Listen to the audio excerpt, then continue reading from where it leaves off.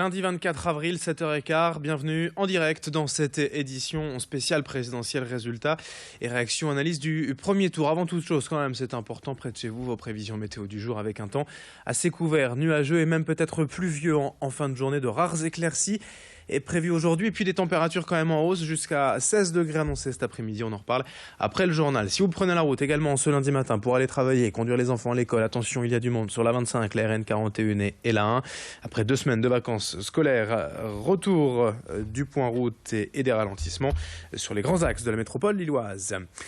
On démarre donc évidemment avec le premier tour de l'élection présidentielle hier et le duel annoncé entre Emmanuel Macron et Marine Le Pen au second tour. On connaît désormais les résultats définitifs partout en France. Le candidat d'En Marche est arrivé en tête avec 23,86% des voix devant la présidente du Front National qui était de 21,43%. Alors tous ces résultats, comparés à ce qui est affiché ici, ont été affinés durant la nuit.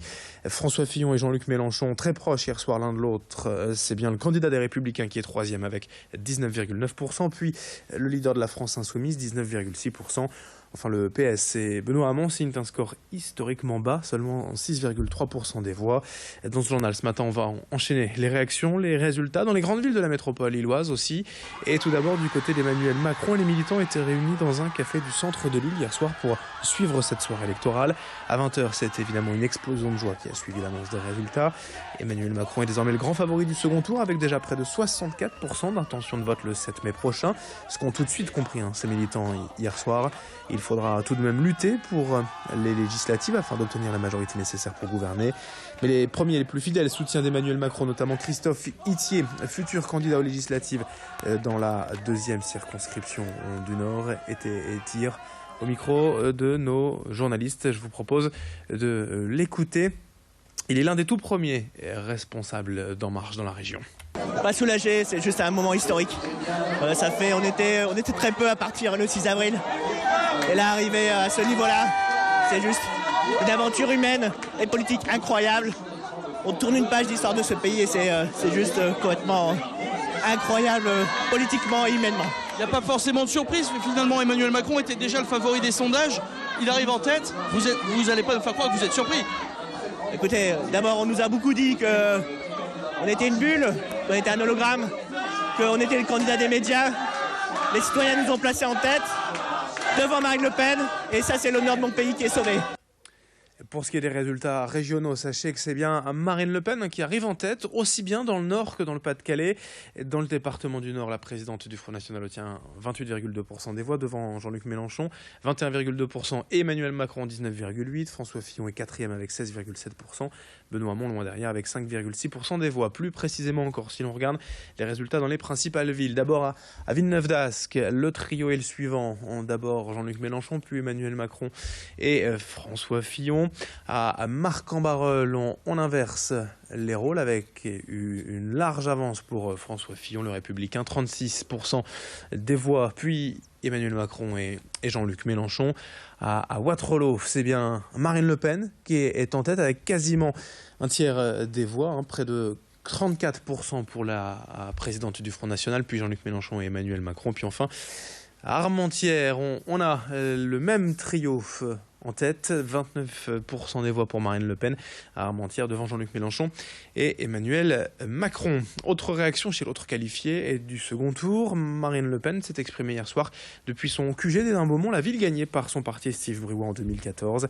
Là-bas aussi, les militants ont laissé exploser leur joie à 20h et l'annonce des résultats. Ici, la candidate du FN totalise près de 46,5% des suffrages, un score encore plus important qu'en 2012 où elle avait obtenu 35% des voix à Hénin-Beaumont. Ici, le Front National est désormais chez lui. C'est donc depuis le bassin minier que la candidate d'extrême droite s'est exprimée hier soir. Ce résultat est historique.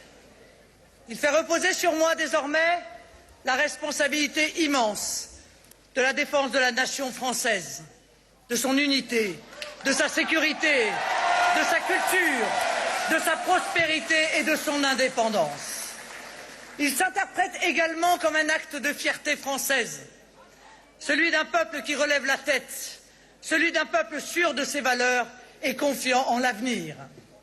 Il n'a échappé à aucun Français que le système a cherché par tous les moyens, même les plus contestables, à étouffer le grand débat politique qu'aurait dû être cette élection. Ce grand débat va maintenant enfin avoir lieu. Vient ensuite, dans les résultats nationaux, le candidat de la France insoumise, Jean-Luc Mélenchon, et c'est presque 20%, insuffisant toutefois pour être au second tour. Le leader de l'extrême gauche a eu du mal hier soir à reconnaître les résultats. Il n'a donné aucune consigne de vote. Il est en deuxième position dans le Nord et dans le Pas-de-Calais, où il double bien souvent son score de 2012. Ses militants, vous le voyez, étaient réunis hier à Lille, salle du gymnase. Certains étaient en pleurs à l'annonce des résultats. Beaucoup croyaient à l'émergence de leur candidat. Ce sera finalement insuffisant.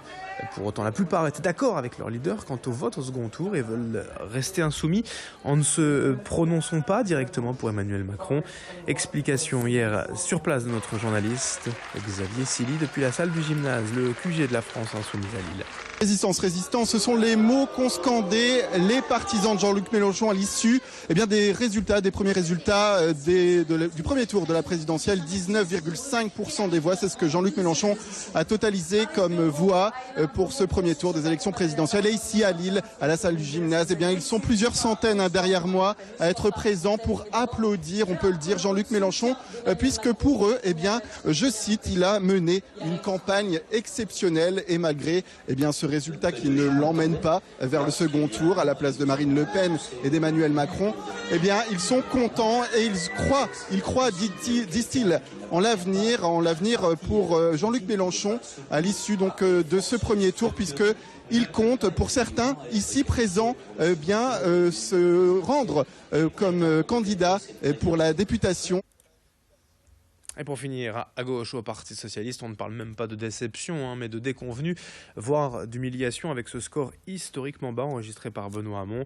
Là encore, les militants faisaient grise mine hier soir à l'annonce des résultats, même si un tel dénouement était peut-être bien attendu. L'ampleur de la défaite laisse un chantier immense au PS et ses responsables vont devoir tenter de s'en relever. Clotilde Leguévac était au siège de la Fédération Socialiste du Nord hier avec Martine Filleul, la première secrétaire que l'on écoutera tout à l'heure dans nos prochaines édition, 7h22 en direct sur Grand Lille TV et d'autres images, réactions et analyses à suivre tout au long de cette matinale, édition spéciale, résultat premier tour de la présidentielle. On se retrouve à 7h30 et tout de suite, bien sûr, c'est important aussi, vos prévisions météo et l'infotrafic ce matin en temps réel. L'info continue sur Grand Lille TV.